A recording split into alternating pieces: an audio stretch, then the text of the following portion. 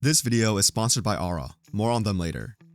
Hey everyone, welcome to the video where I'll be drawing my way through the alphabet, and before we get started, I'll try to explain what that means real quick. For this alphabet challenge, I'll have 4 main categories which you'll see on the screen right now. It's TV shows, movies, games, and location. I'll have to choose something that'll fit into each group, and the caveat being that they have to start with the same letter, in this instance the letter A. Once all 4 selections are chosen, I'll have to start brainstorming a way to bring these 4 elements into one coherent drawing, and then I have to do said drawing. Now that I somewhat explained the challenge, let's start going through the categories. The first choice is TV show, and while there are a lot of great options like Adventure Time or Agents of S.H.I.E.L.D., or even Arrested Development, which I actually recently started watching and I'm having a complete blast with, I have a one-track mind, so I decided to stick with Avatar: The Last Airbender. If you've seen my channel before, then you would know that this show is not only one of my favorite animated series, but it also jump-started my love for drawing with my remastering series on this channel, so it might as well jumpstart this challenge series also. The next category is movies, and for this there were a plethora of options to choose from. However, I ended up going with Disney's animated classic based on the novel by Lewis Carroll, Alice in Wonderland. I mainly chose this movie because it has so many wacky elements from the characters to the set pieces, and visually I think it'll be really fun to draw. Moving along to video games, and this one was a no-brainer. I ended up going with the Assassin's Creed French fries. French fries? Man, French fries sound so good right about now. I went with the Assassin's Creed franchise because I loved this series growing up ever since the first game released on the 360 all those years ago. But finally, we have location. This one was a bit tough for me to think about because there's probably an infinite amount of locations to choose from. At least that's what it felt like to me personally. To make it easy for myself, I chose 4 options that would be fun to draw, and then I narrowed it down from there.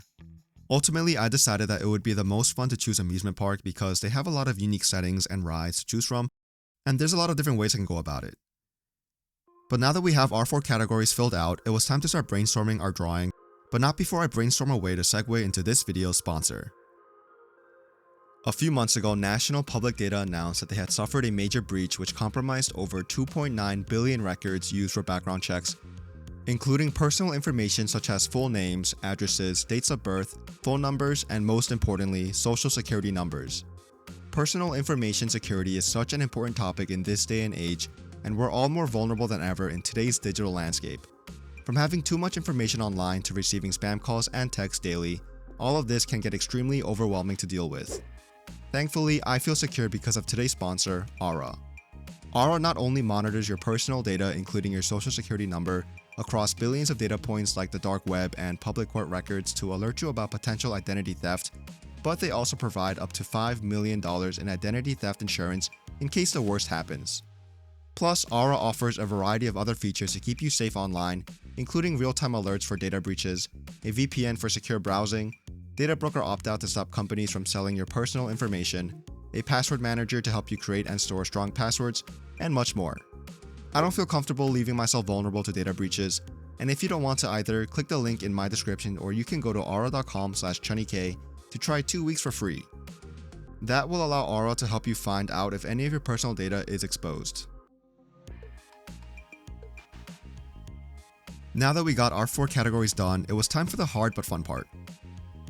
Brainstorming an idea for a drawing can kind of feel like being online for a ride at an amusement park. It can take a while, and sometimes there will be times when I just want to get off, but usually it'll be really worth it. Unless you're online for the ride, It's a Small World at Disney, then it's never worth it. Luckily for me, it seems like I had the express pass for this brainstorming session, because it took me about 4.3 seconds to get the idea in my head. It took me about 1 second to connect the idea of the teacup ride and the Mad Hatter being a perfect fit, and then I spent the remaining 3.3 seconds thinking about the Star Wars ride at Hollywood Studios in Disney World, and how amazing it was and so much fun, and it brought back that childhood joy I got from watching these movies. But yeah, let's go back to the spinning teacup ride idea. Much like Winnie the Pooh after he entered the public domain, I thought it might be a pretty fun idea turning this cute little circular ride and converting it into a place to entrap our characters, with the culprit being none other than the Mad Hatter. I feel like this is the perfect choice for our drawing, and as you can see from this rough outline, I put the characters of Alice in Wonderland, Assassin's Creed 2, and Avatar: The Last Airbender in these rides as a giant Mad Hatter watches from behind. It was a lot of fun figuring out the placements for these characters and the objects in the environment, and it was also pretty new for me as well. In my previous videos, besides the remasterings, I mainly did character mashups, and In those videos, there's a lack of backgrounds because it's mainly a focus on the characters, but also because I'm not that good at drawing backgrounds and perspectives, so I figured that this challenge would be perfect for me to overcome my shortcomings. Now that the rough sketch was coming along nicely, I moved on to the inking stage, and in our center cup we have Alice accompanied by the fearful white rabbit, who I could have sworn had a name, but I guess not. The boy next cup is the famous assassin Ezio Auditore da Firenze, and let's be honest, he clearly is the MVP of the whole Assassin's Creed franchise. Although I do have a soft spot for Bayek and Edward since they were also just great characters. But the tough part with this character was trying to find the right design because he had a lot of different outfits throughout the games.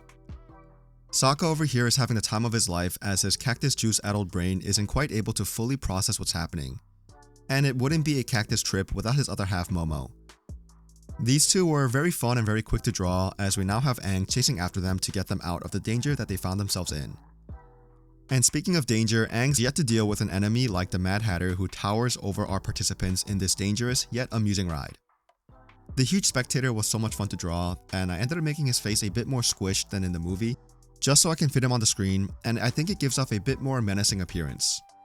I did contemplate drawing in Johnny Depp's version of the Mad Hatter, but I thought that the animated one looked a bit better for this instance, and let's be honest, I don't think I have the artistic ability to really truly capture this on the canvas. Also, if you're enjoying the video, please feel free to give this video a like and subscribe if you want to see more, as it'll really help out a lot. Finally, it wouldn't be Alice in Wonderland without the creepiest pet, the Cheshire Cat.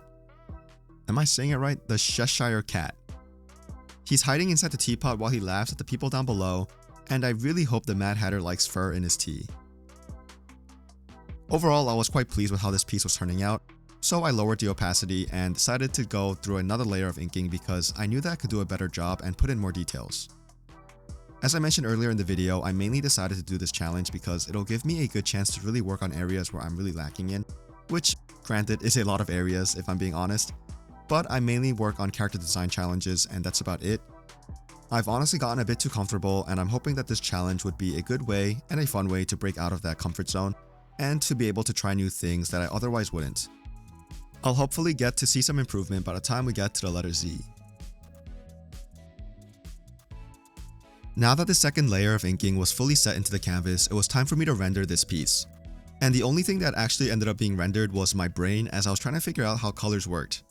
For those of you that don't know, I'm colorblind, mainly red-green, but I do believe that nothing would really change much even without my colorblindness because I'm also really just incredibly stupid when it comes to color. To prepare for this video, I took some time to read about color theory, and I honestly believe that I came out knowing even less than when I went in.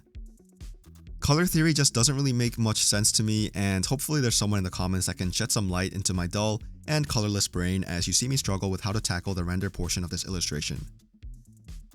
There's a part where I end up feeling a bit overwhelmed looking at all of this no color, so I ended up taking out the inking brush and decided that I could probably add a couple more details to the drawing to really flesh everything out. It's basically procrastination with extra steps.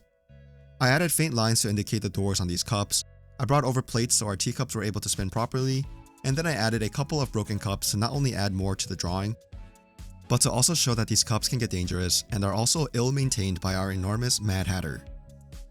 And finally, to fix this empty space in the bottom corner that's been bugging me, I decided to add in the Piece of Eden because I felt like I was neglecting the Assassin's Creed series in this drawing. Anywho, it was time to confront my color paralysis and start again with the illustration. This time it went by a lot smoother and the characters finally started looking a bit more alive and colorful after adding color. What am I trying to say? They look more lively, I guess. The Mad Hatter was especially fun to render, but mainly because of the shading portion, which we'll get to in a little while. Initially, I had planned on giving the teacups each one solid color and calling that a day, but I felt like it would have turned out pretty dull, and Alice in Wonderland's animated classic is far from dull, at least from a visual standpoint. So I took some inspiration from photos I saw of actual teacup rides, and added these little designs on them, you know, for about 2 cups before I got too lazy, so I made the others solid colors. I altered the Mad Hatter skin tone a little bit to try to make him fit more in line with the color scheme of the project, and then I moved on to the Cheshire Cat and the teapot. The remaining blank spots on the canvas got filled out relatively quickly, and finally it was time to do the background. I tried to do something similar to the poster by doing a light to dark gradient going from the center outwards, and I do end up changing it later because it doesn't really fit with the overall vibe I was going for. Now that there's no piece of white remaining on this canvas, it was time to work on the shading. I started with our Mad Hatter since he was so big and shading him seemed like a blast to do, which it was. For the shading, I sort of envisioned this giant spotlight emanating onto our characters just off screen on the right here, so that's kind of why I put the shadows there. I then moved on to the rest of our characters down below, and although they're much smaller than the Mad Hatter, they were equally fun to do. Moving to the table, I ended up giving it a much needed makeover because it seemed pretty plain before. I added some lines and some smudges to give an illusion of detail, and I did the same to the round spinning thing where our teacups are. All that was left were some minor additions like Aang's air scooter and adding actual shadows from the cups themselves. These shadows took a bit of time for me to figure out since, again, I've never really done anything like this before. That being said, I added some extra lighting to really give off the feeling like there's a bright spotlight on them. I was near the ends, but something still felt a bit off with the image, but the main reason ended up being the background didn't really mesh with the rest of the picture. I wanted the spotlight to appear bright, so that meant that the background had to appear a bit darker to really contrast with the foreground. And once I made the background darker, I knew that the rest of the shadows had to be much darker as well. So I spent the remaining time I had left to make everything darker, and you can see how it all turns out. Here we have our finalized drawing. This one was really fun to do, and I honestly didn't expect it to be as enjoyable as it ended up turning out. I'm not one for doing backgrounds, and coloring scares me quite a lot, but this came along not only better than expected, but also smoother. You know, if you ignore the middle part of me just not knowing what to do.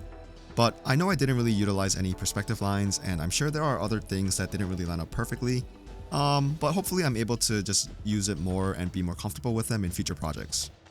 I was really proud of choosing amusement park as our location, and deciding to use Alice in Wonderland's teacup aesthetic to really push the vibe of this drawing, because it kind of gives off this trapped and chaotic energy that I was really going for. My main regret with this image is how the teapot and the Cheshire cat turned out. They seemed sort of like an afterthought, which to be fair they were, but I just don't like how obvious it ends up looking like it is. And anyways, this is the first entry in my drawing my way through the alphabet challenge. I really need to find a better name for this, but please let me know down below what might be a good idea for future letters. And I hope you can give this video a like and a subscribe as well, as it'll really help out. Hopefully you enjoyed the video, and I also hope that you have a great rest of your day. Thank you so much for watching, and goodbye.